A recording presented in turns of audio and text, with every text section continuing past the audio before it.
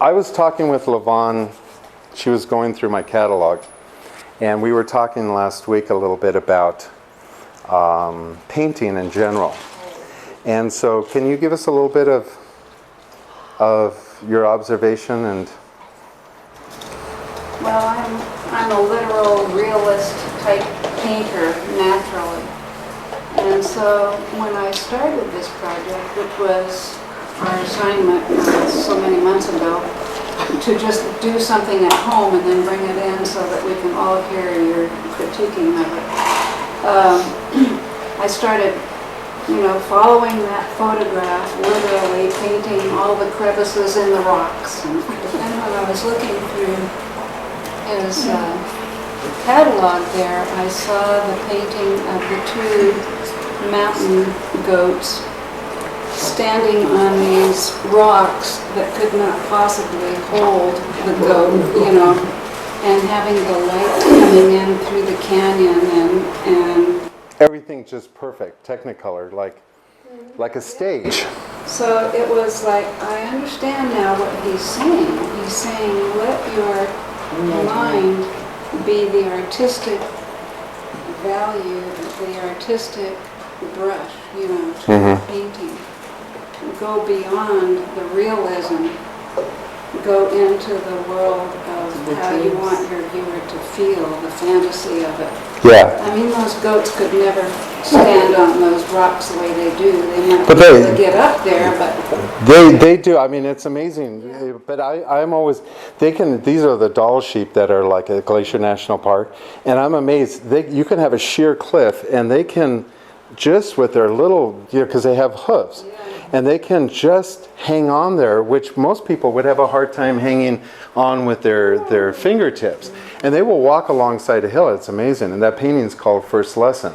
And so the whole thing I wanted to show was the adult at the end of the cliff up there, and then this baby struggling, standing on this sheer rock that everything's balanced on top of each other to try to get the feeling of a little uncertainty.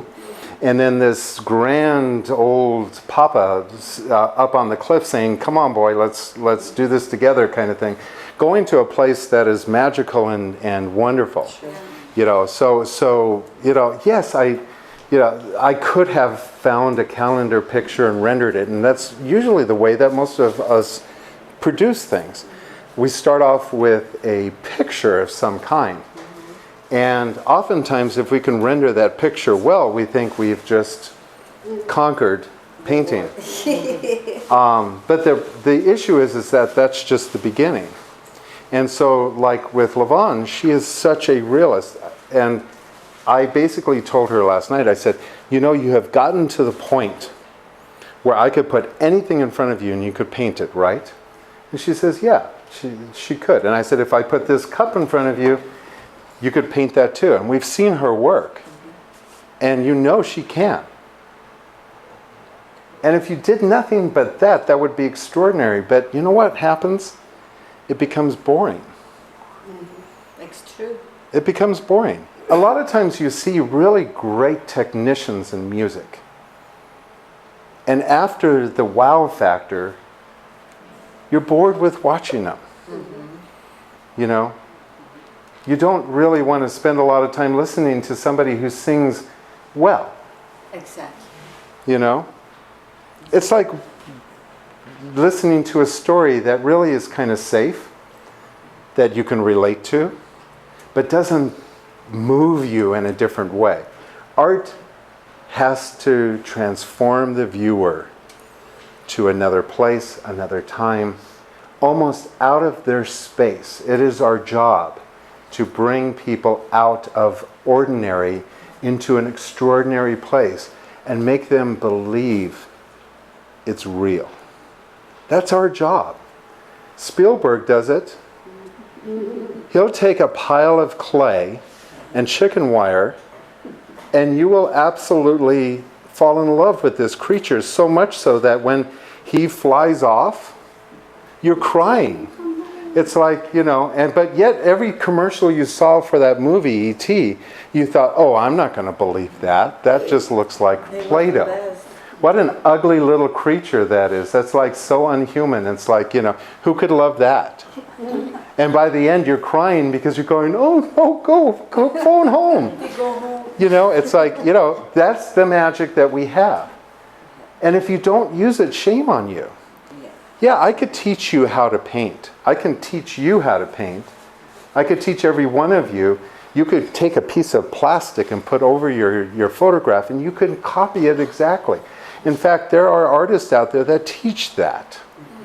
So you can buy like this little color thing that you put color on, and you can hold it up there, and it's a really great way to duplicate what's in front of you. But that's all you have at the end is what's in front of you.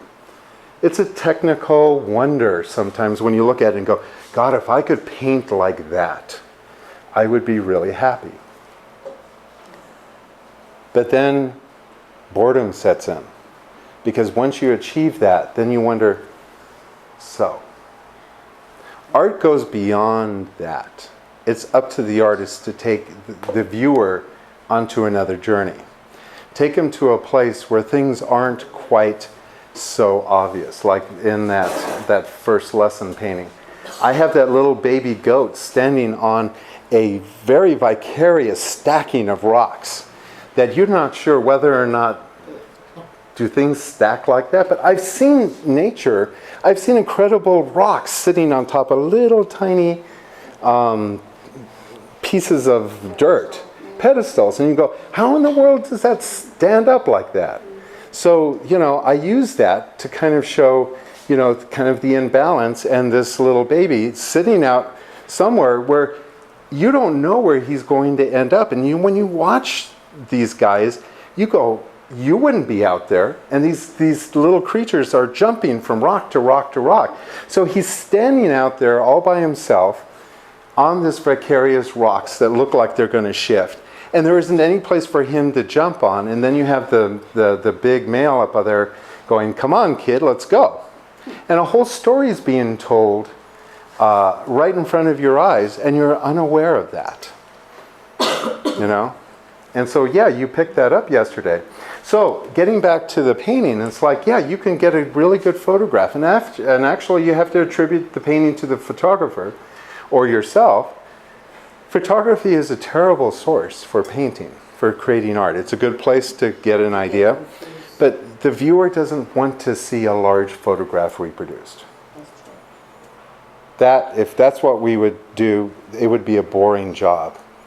What you want to do as an artist is that you want to bring your feelings, your thing. The world doesn't need another picture of this. There's so many artists painting this. Nobody cares. But there's a moment when this becomes extraordinary, and hopefully you've experienced it. But chances are you haven't. But all of us have felt that moment when you go out to take a picture and think, oh my God, what would be if these clouds would open up and sun rays would come into this scene? That would be fabulous. And some of you have actually said, come on. Come on, I know it's coming. In fact, that's what Ansel Adams said that he did. He'd sit there waiting, and this is before digital camera. Every picture costs money. And he would sit there for days waiting for that opportunity to capture that one thing. In fact, Ansel Adams probably got more famous because he had more patience to wait for something to happen. But he waited for something to happen. It's like when you're standing out there trying to photograph lightning. You've all tried to do that, right? And then it's like, zzz, oh, zzz, oh. Yeah, you can't go fast enough. But of course. I never done. Oh, come on. How many of you have tried to do that? When you think, oh, I think I can get the rhythm, and you try to capture it, right? Because why? The sky without lightning isn't as exciting as having a bolt of lightning in it. Sure. So if you want to make a storm scene really interesting, you put the bolt of lightning in. Yes. But that's not going to, you can't take a photograph of it. You have to use your artistic sense to try to put it in.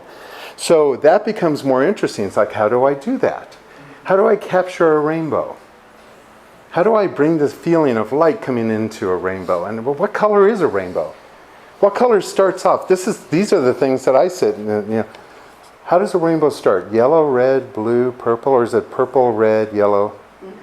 You know, what direction do they go? And if you have two rainbows, double rainbows, are they exactly the same or are they inverted? You know, so now what happens is you're sitting in your studio with all of these pondering questions. How could you possibly be bored? What's boring is to sit there and look at it and go, a little more blue, yellow, oh no. It's like paint by numbers, okay? Art is your self-expression of being human, and it's going to play an important part in the next couple of painting. And so this is just the highlight of it. So anyway, artistic expression is the key to producing great art. You know, this I'm going to show you the photograph in a sec.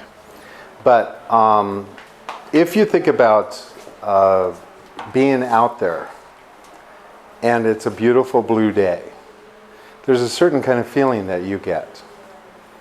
If you're out there and it's right before a gigantic seasonal storm that comes in, there's a different feeling. It all depends on what kind of feeling you want to convey. But if you have a picture that's in front of you, the only good of that picture is to show you the height and dimension of the buildings and where they are, their icons. In fact, even that has no significance whatsoever. Because I guarantee you, nobody will know how many buildings there are out there. And if you eliminated two of them, nobody would know. If you took out all of them and just put the lighthouse in there, and if you actually cut back the land so that the lighthouse is truly sitting on the edge of a cliff, which would make it more suspenseful, right? It's like, you know, you think about a lighthouse sitting up against the water, and you think, oh my God, that's like treacherous area. You know, that's a real dramatic, it's humans trying to conquer the ocean. So that's a real human emotion or feeling. Or if you put the lighthouse way in the back, far away from the seashore, and you put 6 or 8 buildings in front of it, there's not a lot of drama in that. In fact, it's kind of weird not to have a lighthouse that's not sitting on the edge of a cliff. So artistically, we would want to create the drama.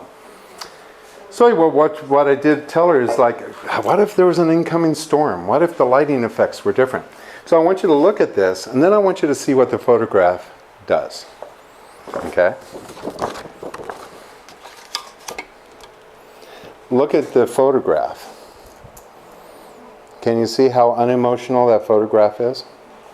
And so when she was starting to paint it, I was like going, oh, no. I mean, it's just not, the world doesn't need another picture like that. It doesn't do anything for me. So by taking this away and using it as a source, but not like a copy, she's created some kind of drama. Okay? Now, imagine if there's a bolt of lightning going across and a breaking of the sun. I mean, there's so much more you could still put in there, but that's part of the wonder of it. And that's what keeps you painting. If you are doing nothing but just rendering and painting and rendering and painting, it's not as exciting as it is to create. Playing music, technically, is boring. I know, I've played music before. What's wonderful is that when you sit down and you know a piece so well that you can play it slow and fast and make it your own. In fact, if you watch like American Idol or America's Got Talent or whatever like that, they'll take a rock and roll song and they'll turn it into a ballad, and they'll go, oh my God, you took something that was just rock and roll and you turned it into something that was just beautiful. You know, they just use that. And that's when you look at really talent. That's when you look at an extraordinary moment. Symphony conductors don't just copy what's there.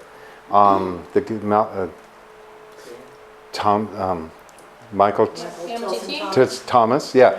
When you listen to his variations of Tchaikovsky, he goes off the charts with some of his stuff. You go, I didn't think it was written like that. Because he's allowed to. He's so good that he doesn't have to follow. He interprets what they have. It's still the same piece, but it's interpreted. So anyway, coaching on this painting, more. I want you to I like what you've done. I want you to increase the volume. I want to feel like I need to get into my car and get out of there because something's coming in. So take it up a notch, okay? And take out some of the buildings. They're distracting, or put them in shadow. Put the lighthouse in shadow and then get some light on the house, you know, like get the light to come off of here and take the light, because right now I don't even see the light on here. So get the light hitting the base here, get the beacon going, take these away. And if you're going to put buildings on, don't put them all on the same level. Raise some up and bring some down so that, you know, you don't need to do a postcard of this. It's not a commission and it's not a portrait. Okay, so play around with it some more.